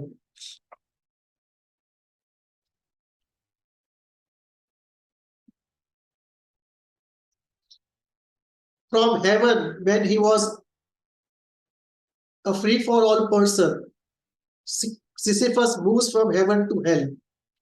With breaking of a taboo, Sisyphus moves from heaven to hell. From hero to slave, from a free young man to a helpless ordinary worker. And this is also Albert Camus' commentary on the social situation. How we move from being a free young man to an ordinary worker doing meaningless, ordinary, absurd jobs like Sisyphus. That lives of most people in this world are lives of Sisyphus. Absurd, meaningless, and torturous.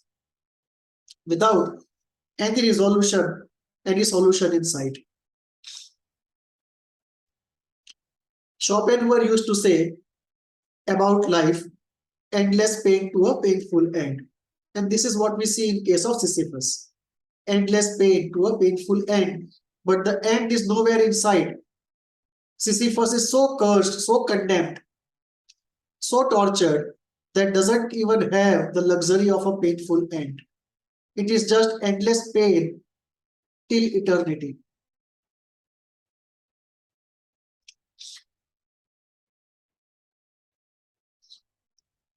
The story also tells us about The question of meaning that man asks from the universe, what is the meaning of my existence? What is the meaning of life?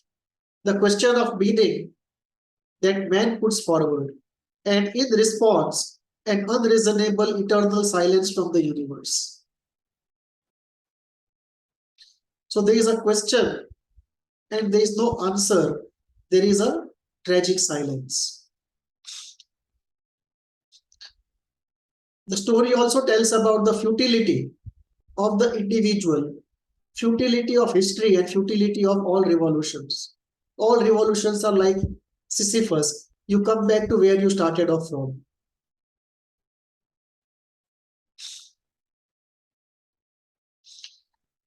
Sisyphus breaks the taboo. Omnipotent father curses him for eternity and castrates him, throws him into a helpless position.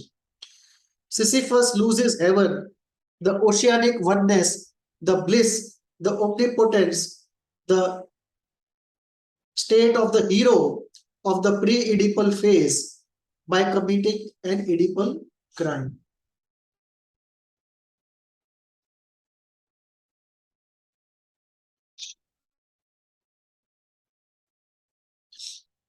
The futility is about absolute loss of the omnipotent good mother. Most of us would have partial loss. Sisyphus has an absolute loss of the omnipotent good mother. So you are left only with the bad object, the omnipotent bad object, the omnipotent hard father. You have a mountain around which there is no river. You only have stones and hard land. There is no woman in the life of Sisyphus. There is no river in his life. All he has is stones and mountains.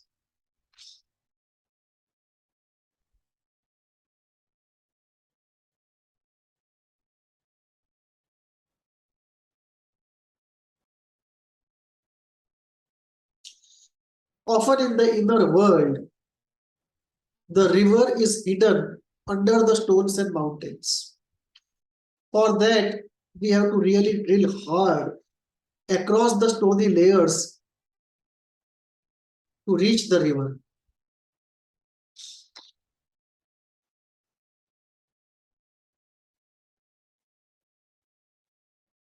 Sisyphus accepts the punishment because he is guilty. He knows he has broken the taboo. He has broken the law of nature. So he accepts the guilt, accepts the punishment, accepts the suffering and the torture. There is a very deep acceptance because there is a hidden joy of the superego. Sisyphus does not commit suicide, does not even attempt, does not even ask for it. He wants to do atonement because there is guilt. And as he does the atonement, like Oedipus, it is a very deep and profound atonement because the crime is so big. As he does atonement, there is a deep hidden joy, the joy of the superego. Even as the id and the ego suffer, there is a deep joy of the superego, the joy of atonement. It is not masochism. It is separate from it. It is a superego joy of atonement.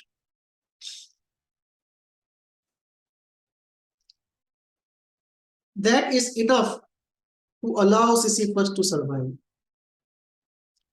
and keep doing the atonement. Once the atonement is done, guilt is resolved.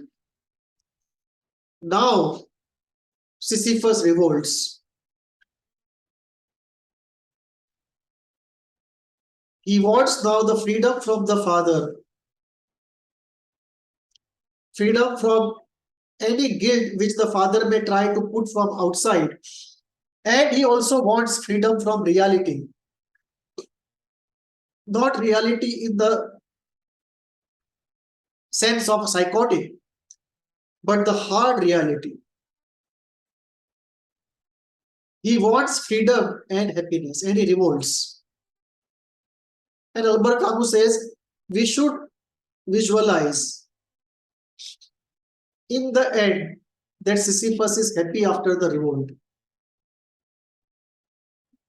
Regardless of whether he succeeds or fails in the revolt, in the end, Sisyphus is happy.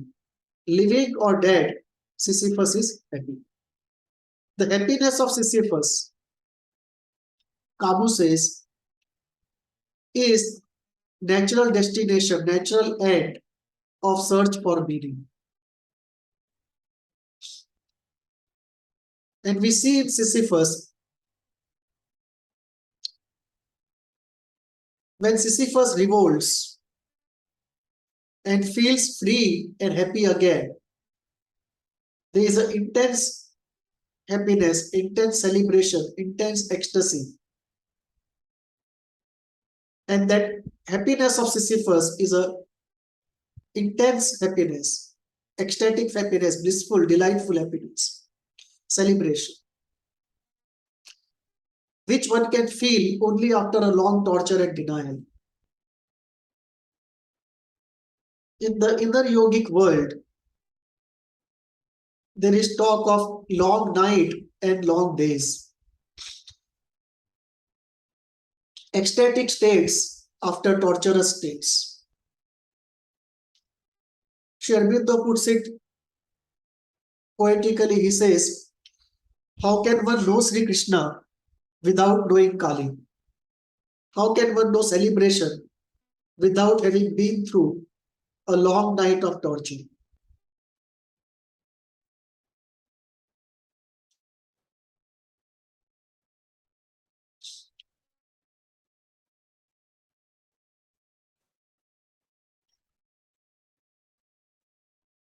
The story of Sisyphus, therefore, is a story of an intense yogi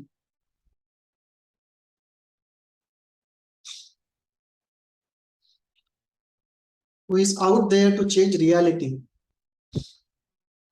Initially in an immature way, later in a mature way. And after a deep, long night of torture, finds freedom in celebration. Or rather, freedom and celebration.